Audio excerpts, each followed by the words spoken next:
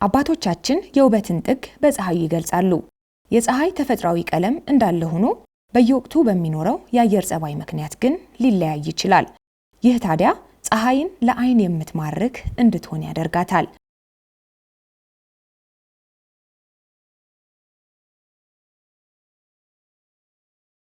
ሆራይዘኑ አካባቢ ላይ የመቅላትና ወደ ኦሬንጅነት የመጠጋት አለው። ትክክለኛ ቀለሟ ልክ እኩለ ቀን ላይ የምናየው ነጭ ነው። ያ እዛጋ የኦፕቲካል ኢሉዥን አለው። ግን ዞሮ ዞሮ ከባቢ አየራችን ጋር ያላትም የብርሃን ኢንተራክሽን ራሱ የሚሰጠን የራሱ የሆነ ተጽዕኖ አለው ማለት ተጽዕኖ ያሳድራል። ለምሳሌ ዘንቦ ወዲያውኑ በምትወጣበት ጊዜ ከአየር ላይ ካለው ሂዩሚዲቲ ጋር የፀሐይ ብርሃን ኮላይድ በሚያደርግበት ጊዜ የራሱ የሆነ ለምሳሌ እንደነ ሬንቦ አይነት ወይም ደግሞ ቀስተ ዳመና የሚፈጠርበት እነዚህ ነገሮች በተፈጥሮ የሚያስደስቱ ናቸው። እነዚህ አሁን በዘንቦ ወይም ደግሞ አየር ላይ ያሉት የጠጣር የበረዶ ግግሮች ወይም ጠጣር በረዷማ ንጥረ ነገሮች ከፀሐይ ብርሃን ጋር በሚያደርጉት መጋጨት የራሱ የሆነ የቀለም ኢፌክት ቀስተ ዳመና አይነት እንዲሁም አየሩ ቀዝቀዝ ብሎ ደግሞ ወዲያውኑ ልክ ፀሐይ ስትመጣ በዛ በሁለቱ ቴምፕሬቸር ትራንዚሽን መሃል ያለው የተመጣጠነ የሙቀት እንትን በሰዎች ላይ ደስታ የሚፈጥርበት ሁኔታ ሊኖር ይችላል። በመውጫዋና በመጥለቂያዋ ሰዓትም የተለየ ውበት ይሰጣታል። በዘርፉ ያጠኑ ባለሙያዎችም ፀሐይ ከአድማስ በላይና በታች በመሆን ለቀንና ሌሊት መከሰት ምክንያት ከመሆን ባሻገር ኃያልነቷን ይጠቅሳሉ።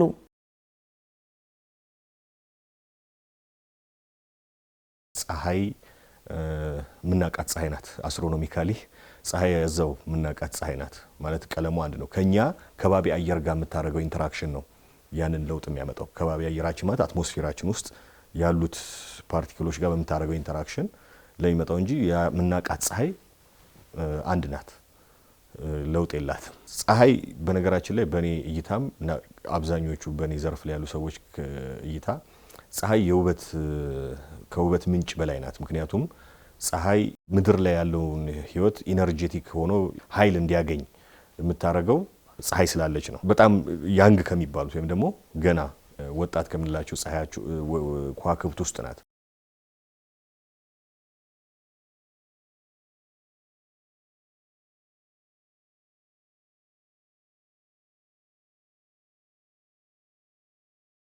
አያቶቻችን ሲሉ ሰማ ነበረ። የገና ጀንበር ማለት ቶሎ ጀንበሯ ትጠልቃለች። ቶሎ ሰዓቱ ገና ነው ግን የመሸ ነው የሚመስለን። 12 ሰዓት ሆኖ ላይክ አንድ ሰዓት አንድ ተኩል የሆነ ነው የሚመስለን። እኔ እንደዛ ነው ፊልም አደረገው። ተገና ቀደም ስትል በዚህኛው በወታ እንደምትዞር ነው። ተገና በኋላ ታለፈ በኋላ ደግሞ ጀንበር ወደዚህ እንደምትዞር ነው ያለኝ እውቅና። ሌሊቱ ረጅም ነው። 12 ሰዓት ከ2 ደቂቃ በቀደም ሲጨልም አይቻልም። እየቆየ ፀሐይዋ በጣም እየደመቀች ነው የምትሄደው። በተለይ ደግሞ የጀንበሩ ፀሐይ ደግሞ በጣም የተመቸ ነው እኔ እንደሚገባኝ ማለት ነው። ስለዚህ ከብርዳማ ወቅት ወደ ፀሐያማና ወደ ሞቃታማ ወቅት ስለመጣን የገና ጀንበር እኔ እንደዚህ ነው የማየው። እንግዲህ ሊነጋ ሲል 12 ሰዓት ላይ ጠዋት ምሽት ይመስላል። ደግሞ ማታ ሲመሽ ደግሞ 12 ሰዓት ላይ ደግሞ የሆነ ጨለም ይላል።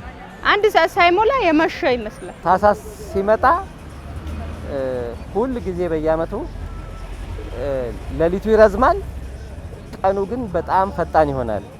ጀንበሯ ትሮጣለች ይባላል።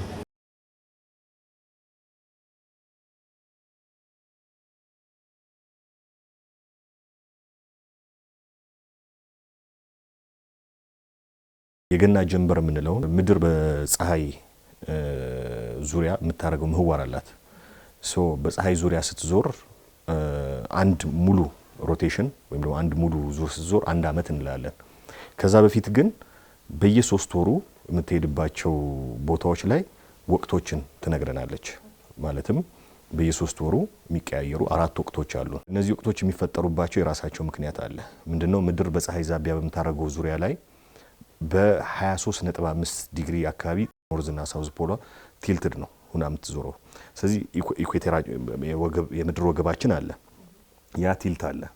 ስትዞር በራሷ ዛቢያ የተሽከረከረች በፀሐይ ዙሪያ በምታደርገው ምህዋር ላይ ልክ ኖርዘርን ፖሉ 23 ዲግሪ 23.5 ዲግሪ ቲልቱ ልክ በአንድ በኩል ወደ ፀሐይ በጣም ይቀርባል እና ያን እንደዚህ በምትዞርበት ጊዜ ኖርዘርኑ በደንብ ያገኛል። ሶ በቀጣዩ ቦታ ላይ ደግሞ ስትሆን ኖርዘርኑ ከፀሐይ ይርቃል፣ ሳውዘርን ሄሚስፌሩ ወደ ፀሐይ እንትን ይላል ማለት ነው፣ ይቀርባል። ዊንተር ሶልስቲስ ደግሞ የምንለው አጭር ቀን ረጅም ሌሊት ያለበት እና ኤግዛክትሊ በየ6 ወር ልዩነት ነው ያሉት። አጭር ቀን ረጅም ምሽት ስለሚኖረን ማለት ነው፣ ወይም ደግሞ ፀሐይ በቶሎ ስለምትገባ ከተለመደው። ምክንያቱም ወደ ክረምት ስቴጅ እስከ 1 ሰዓት አካባቢ አንዳንዴ አለች ሆራይዘን ላይ ጫፋውን ላይ ይታያል ማለት እየገባችን ቢሆን በተለይ እናያታለን እኛ እና ሳመር ኢኩዊኖክስ ላይ ገና 1 ሰዓት አካባቢ ማለት መሽቶ ራሱ። አሁን ደግሞ ዊንተር ኢኩዊኖክስ ላይ ደግሞ 12 ሰዓት ላይ ኦልሬዲ የምትገባበትና ቶሎ የሚጨልምበት። ስለዚህ ዊንተር ኢኩዊኖክስ የምንለው በእኛው የገና ጀንበር እንደምንለው ማለት ነው።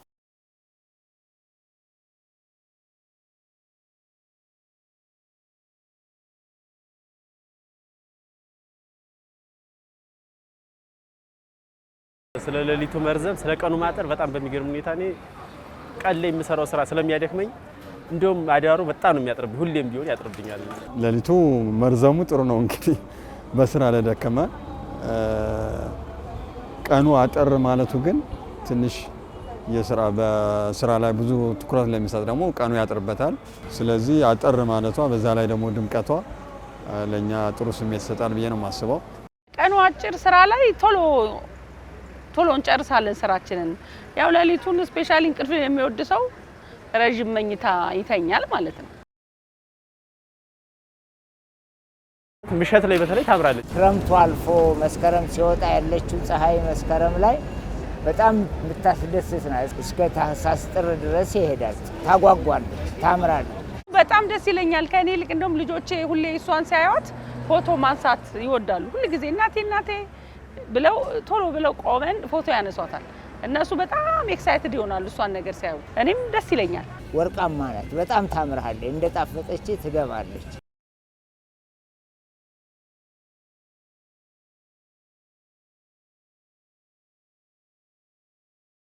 አንዳንድ ሰዎች ለፀሐይ ልዩ ፍቅር ይኖራቸዋል። አንዳንድ ሰዎች ደግሞ ለጨረቃ፣ አንዳንድ ሰዎች ለከዋክብት። ሰዎች በጣም ትኩረታቸውን የሚስብ የሚያስደስታቸው ውበቱም የሚታያቸው ማለት ነው። ይሄ እንደየሰው የሚወሰን ይሆናል። እንደኔ ግን ለኔ ሁሉም የየራሳቸው የቤት ስራ ያላቸው ናቸው።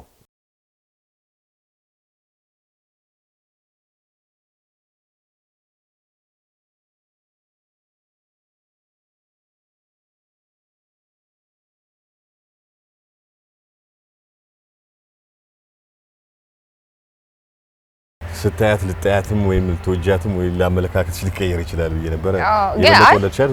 የበለጠ እንደወዳት ነው ያደረገኝ። በተለይ ደግሞ በዚህ መጀመሪያ ሳያት በጣም ተደምቃለችና ከዚህ ደግሞ ተለቅ ብላ ታያታለህ። ከለሯንም በደንብ ልክ የሆነ ፀሐይ ልትገባ አካባቢ የምትወጣው አይነት ከለር አለች አይደለ? እንደዛ አይነት ስሜት ሰጠሽ።